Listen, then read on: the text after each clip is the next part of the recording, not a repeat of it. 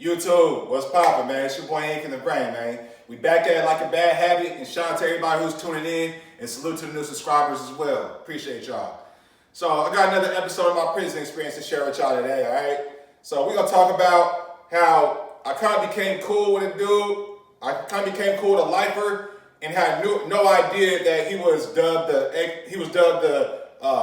the duct tape killer out here, right, in Phoenix, right? Now, the reason I'm sharing this episode with y'all is because, hey, you might be watching this video, you might be looking at doing some time, you feel me? You might be looking at have to cop a plea, you might have to sit down for 2, 3, 4 years, whatever the case is, right? So, I'm sharing this with y'all to let y'all know that if you do have to go sit it down, hopefully you don't, but if you do have to go sit it down, just be very careful who you associate with, because things can arise from this, right? So, all right, boom, so, this is like maybe my second month on the yard. Close to like my second month on the yard. Because I remember I did have my TV at the time, but I had just got it recently. So, and I got my TV like 4 or 5 weeks in. So I'm spinning the yard with this OG cat from California, right? He was a Black Gorilla family member, right? BGF, right? Old school. He was like 64 years old, but you know what I mean? Could work out with the best of them. Had cardio game on point. So we spin the yard, right? And there's 2 sides of Cheyenne, which was the unit I was on. It's the 3 yard. It's a high 3 yard out here in Arizona, right?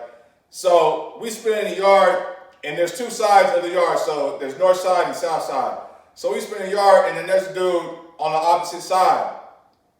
And the OG, he seen him, and he we get on the fence, and he called over to him.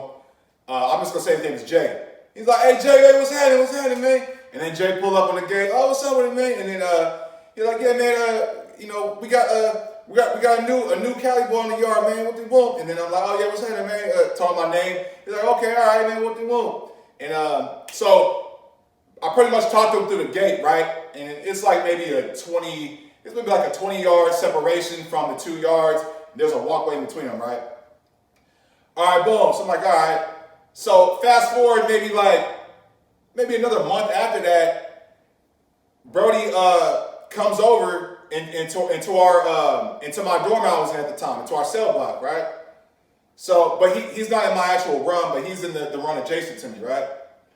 So we go to chow one morning, and like I mentioned in previous videos, the prison system, especially on the West Coast, is very segregated, all right? So the blacks, you line up with the blacks to go to chow. You know what I mean? The Chicanos line up the Chicanos, Paisas.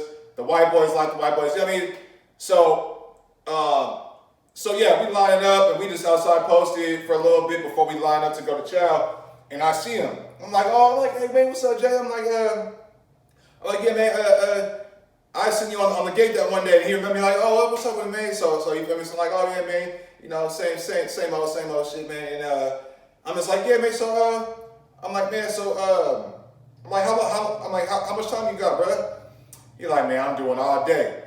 I'm like, "Oh damn, for real?" I'm like, "Oh shit." So when somebody say all day, that means they're doing life. All right, that means their expiration date is gonna be on that compound. You feel what I'm saying? Or whatever compound they may be at the time, man. Now, when I meet lifers, I'm kind of hesitant to ask what they're down for, even though I'm not shy to do that. But I need to get to know them a little bit more before I do that. You feel what I'm saying? So, but I'm like, all right. I'm like, damn, bro, doing all day, right? So, all right, boom. So time goes on, and I'm working out like a motherfucker. You feel me? Like I'm going crazy on the yard. You feel me? That's what I'm known for on the yards that I be on, right? Or that I've been on, rather, because I'm never going back. But, and bro was working out as well. So, as I'm hitting the yard, I'm seeing him working out, and I might squeeze in some sets with him on some pull-ups or do some push-ups, whatever, right? We start chopping up and stuff, just regular shit, you feel me? He was very institutionalized, I could just tell, because he would ask me questions like for instance, like we'll walk back from dinner chow, and he'd be like, "Oh yeah, so man, what you watch on TV tonight, man? What we watching tonight?" And I'm just like, "Oh man, I don't know, maybe Love Island might have been on that night, or the sisters on BET, whatever the case is. So, but that's a question that people who've been down a long time or been really institutionalized, they always ask that, right? But that's neither here nor there. But so without dragging this video on too long, time goes on. We get cool. We cool. We have a rapport. So one day I asked him. I said, "Hey man, if you don't mind me asking, how'd you catch that elbow? How you doing all day?" Man, long story short, so when he was younger, he was doing bad, like as far as had a bad drug habit. He had a really bad drug habit, pretty much. I'll put it like that, right? Which led to him stealing and robbing and things of that nature, right? Robbing drug dealers, he burning his bridges and things like that. So so he was down bad on his luck one day apparently, and long story short, man, like I said, man, I can't say too much, but I can say enough, right? He had a house he was gonna hit. Turned out to be the wrong house, ran up in the house, and there was 3 individuals in the house. He tied them up. He talking, where's the stuff at? Where the money at, right? Because he was trying to hit a lick on a drug dealer, be at the wrong house. They say, man, we don't have nothing here, we don't have no money, what he high on the G, which is methamphetamine, and he ended up taking all 3 of these people's lives because there was nothing in the house, right? And then what's crazy is he actually kind of not got away with it because he also did away with it, but they didn't catch him for a little minute. But yeah, that's what he did, right? So he basically bodied a family of 3, for basically no reason because of his mistake on the house, man. And when I heard that, I was like, oh, I'm like, man, I shouldn't even be spitting the yard with this dude because I don't really rock with,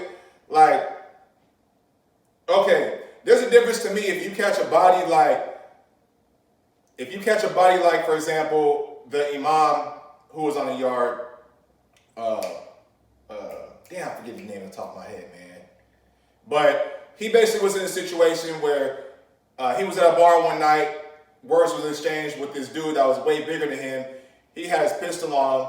They go outside, dude run up on him, and he shoot him, right? And he ended up getting 13 years for that, but it was really supposed to be a self-defense case, but maybe I should do another video on him because that's a good teachable lesson as well. But his situation is different from the 3-time body situation, right? So I stopped really dealing with bro after that because I'm like, man, I ain't really rocking with that. You know what I'm saying? You killed a family of 3 over your dumbass being high. I'm cool. I ain't really rocking with you like that, right? So time goes on, and I'm still spinning yard doing my thing, and he kind of peaked. My energy is different, right? Now I'm not scared of this dude or nothing like that. I'm just not rocking with him because you're goofy. You're first of all, you're a drug. You got drug habits. I don't mess with people who do drugs. I don't mess with people who sniff coke, and I don't mess with people out here who sniff lines and do heroin and smoke meth. So I'm definitely not rocking with nobody behind the walls to do it. And I'm the same way. Even when I was down, if you was doing H, if you was doing black, I wasn't messing with you, right? So he peeped my energy different, and he kind of switched his attitude a little bit to me. You know what I'm saying? And one day I'm running laps, and he see me. He on the pull-up bar, and he see me. He like, what's up, Iggy, babe? Man, you switched up on me, man. Yo, rock with you no more. I'm like, I kind of laughed it off, man. I'm like, man, hell no. I'm like, yeah, hell no, I don't rock with you no more. Man, you're a dope fiend. You know what I'm saying? You body the 33. You dig what I'm saying? Hell no, I don't fuck with you, man. But yeah, man. So like I said, man, I'll leave it there. Just be sure, y'all. Like I said, if you gotta go sit down for a little bit, man. Why should you talk to, man? Because it's easy to kind of befriend somebody. Even though if you gotta go down, you're not there to make friends. You're there to do your little time and come back. You know what I mean? Get back to the money, get back to your family, your kids. But yeah, be sure that, because it's easy to because here's the thing, right? Y'all all in the same vicinity. There's only one, the yard you on is only so big. The The dormitories are only so big, and the runs that you're living in are only so big. Prison's a very small community. So you go get to know people you're around eventually, right? Eventually, especially if you got a lot of time to do, right? So you'll talk to people, you get to know people, and you might actually become cool with some of these people. But some of these people are bad people, man. You know what I mean? So, and I don't rock with folks like that. So yeah, man. But hey, this is your boy Ink in the Brain. If you like the content, hit the like button. Subscribe to the channel as well if you haven't already. And I'll catch you on the next one, man. Y'all be still be solid.